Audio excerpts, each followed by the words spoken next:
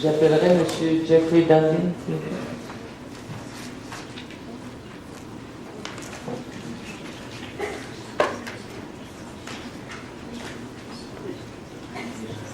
Bonsoir. Bonsoir, Madame la Présidente, tout le monde. Moi, je me présente en attendant Adobe. Moi, je m'appelle Jeffrey Duncan, puis je présente ce soir pour le comité pour le sain développement de Griffintown.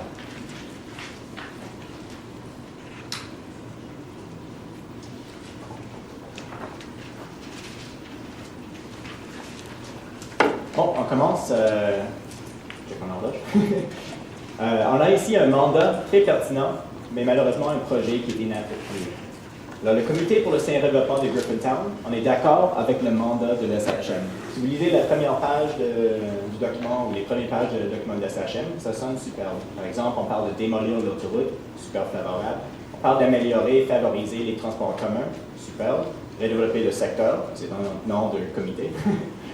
Mettre en valeur l'histoire, le patrimoine et de reconnecter les liens latéraux entre les faubourgs. C'est bien. Mais par contre, la proposition actuelle, celle qu'on regarde ici ce soir, ne réalise pas l'énorme potentiel de redéveloppement du secteur. Malheureusement, ça ne satisfait même pas leur propre mandat. Le projet ne satisfait pas le mandat de la SHM. Bon, on commence. Transformation de l'autoroute Bonaventure, c'est super. On est tous, à moins qu'il y ait quelqu'un qui est contre, là, mais pour démolir l'autoroute. Mais par contre, on ne veut pas le remplacer par une autoroute de surface ou son équivalent.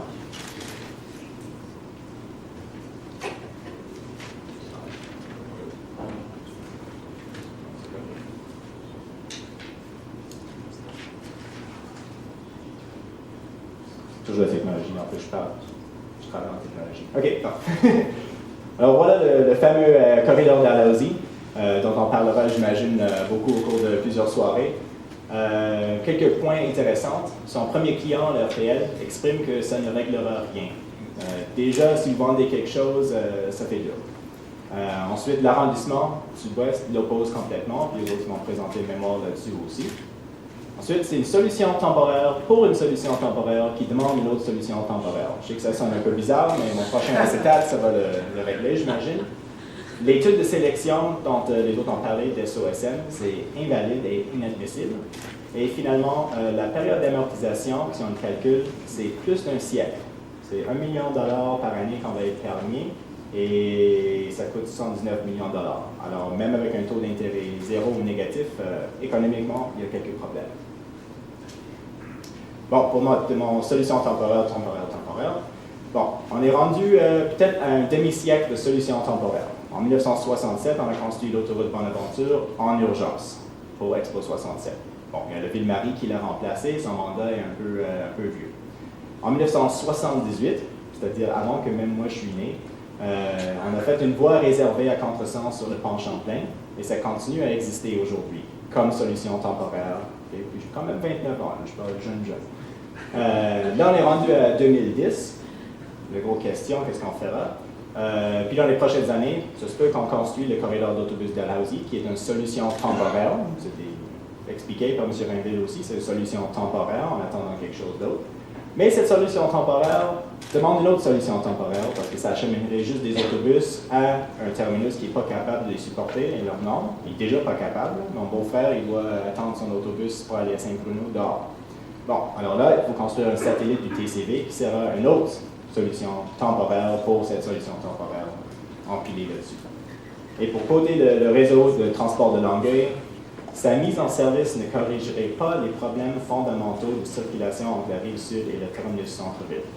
Bon, j'espère à ce point-ci, en avant-projet, où on peut tout corriger, qu'on va effectivement proposer une solution qui va satisfaire aussi à l'RTL et tous ces passagers qui prennent quotidiennement cet axe-là. Pour parler de l'étude de sélection de tracés, bon, on a l'étude de SOSM avec les 7 tracés, j'imagine qu'on va parler beaucoup. Une chose très intéressante là-dessus, dans toutes les cartes, on montre la rue Dalhousie comme traversant de Saint-Maurice jusqu'à Brennan, ce qui n'est pas le cas actuel. Bon, les auteurs, je suis certain, ils vont dire qu'ils l'ont fait pour que le tracé Dalhousie, c'est facile de comparer tous les tracés entre eux. Mais regardez quelque chose d'intéressant. Quand on prend l'axe Bonaventure, et qui est comme le scénario de base retenu dans les trois tracés.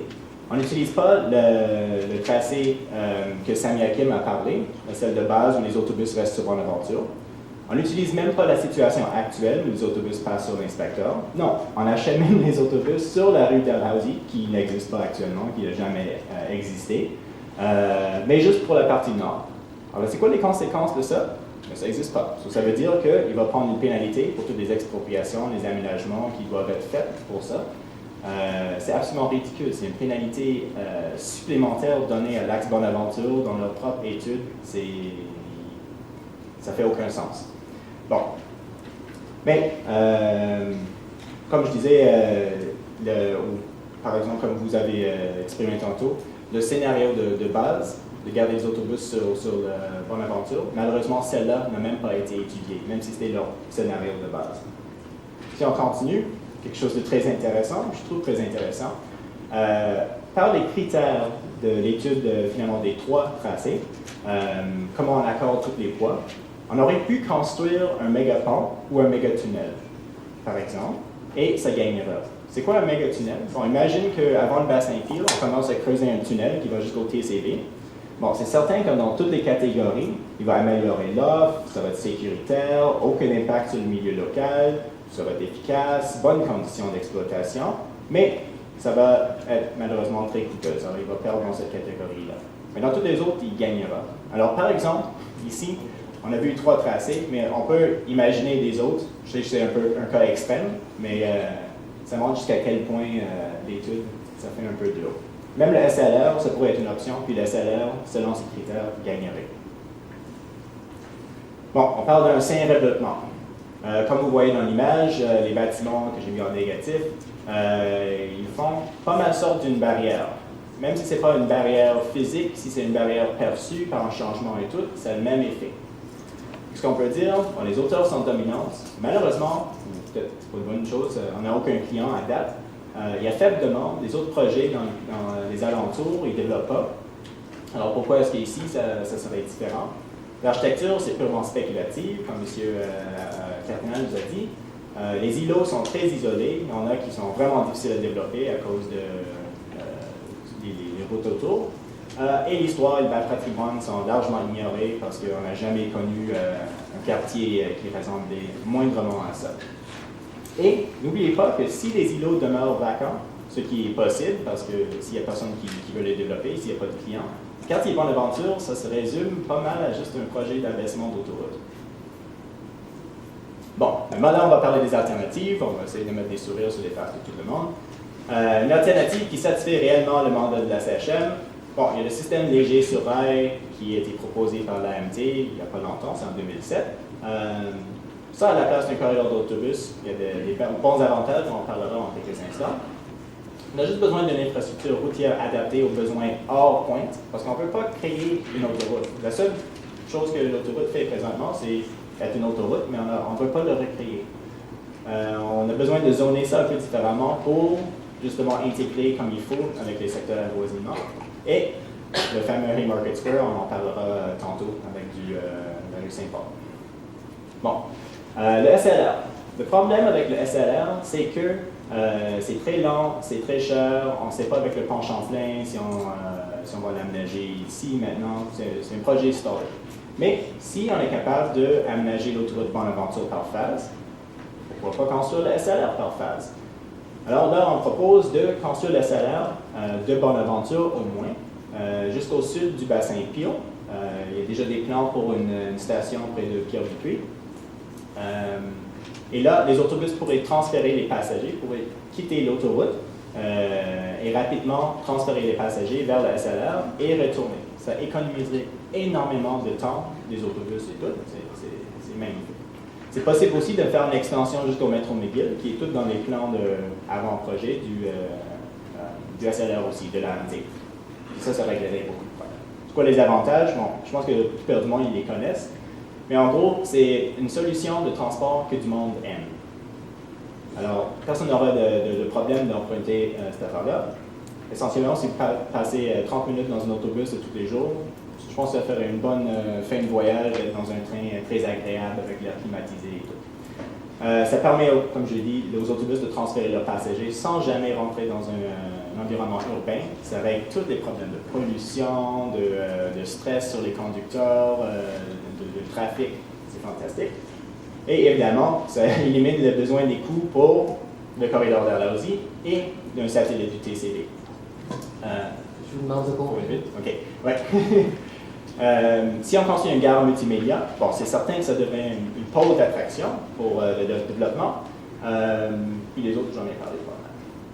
Pour l'infrastructure routière, nous autres, on va se prononcer. C'est certain qu'il ne faut pas construire de la surcapacité. If you build it, they will come, and we don't want them to come. Okay?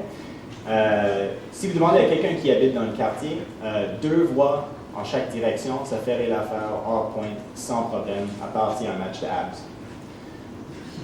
Bon, on a parlé un peu d'entrée percutante. Bon, on a déjà une entrée percutante qui est magnifique. Quand on parle d'entrée percutante, je ne sais pas si on parle des personnes de Brossard qui viennent de tous les jours ou si on parle des touristes. Mais pour les touristes, au moins, il suffit de les faire tourner sur la rue Wellington et suivre Wellington et McGill. Ils regardent toutes les jolies choses qu'ils vont voir. C'est des rues qui ont été aménagées d'une manière fantastique. C'est un super exemple.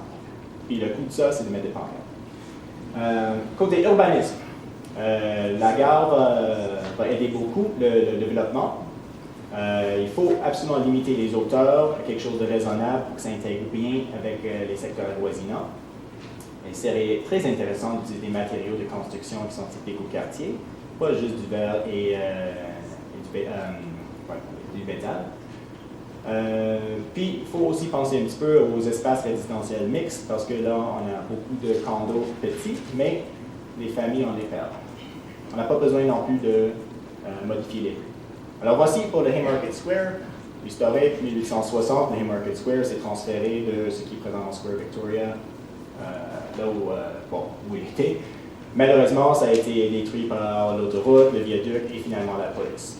Mais là, on a les conditions favorables. On va enlever la police, enlever l'autoroute et on peut percer le viaduc. Alors là, c'est parfait. On peut avoir un parc qui fait un lien latéraux complètement à travers le quartier et qui rappelle l'histoire du quartier. Two birds killed at once, right? One stone. Alors là, on conseille de replacer Haymarket Square à sa place historique et aussi de permettre à la rue Saint-Paul de continuer à travers l'autoroute, qui n'est pas le cas actuel. Et si vous regardez par un satellite, la seule rue qui a des arbres majestueux et matures, c'est la rue Saint-Paul. C'est fantastique, le bout entre Duke et McGill. C'est super pour le développement, pour les transports actifs. Mon dernier point, c'est le parc pilote. J'en ai parlé dans les questions. Là, on a une seule chose dans tout le quartier Bonaventure qui est essentiellement vivant et qui amène du monde des 2 côtés du viaduc à tous les jours ensemble. Okay? On a déjà ça. On a parlé de le garder, le restaurer, mais malheureusement, ce n'est pas dans les plans finaux. Il faut absolument que ça soit dans les plans finaux. On ne peut pas perdre ça. En résumé, je pense que c'est pas mal résumé déjà, mais si vous voulez, je peux faire rapidement. Il faut annuler le corridor Dalhousie, il faut transférer les contrôles à l'AMT pour tout ce qui est transport, puis on espère fortement que c'est un lien de rail électrique. Duke et Nazareth, on n'a pas besoin d'ajouter de capacité. Il faut ajuster le zonage dans le projet pour que ça intègre bien. On peut relier fantastiquement les faubourgs avec Haymarket Square et Saint-Paul. Et finalement, il faut garantir la protection du parc Ashing. C'est mon présentation.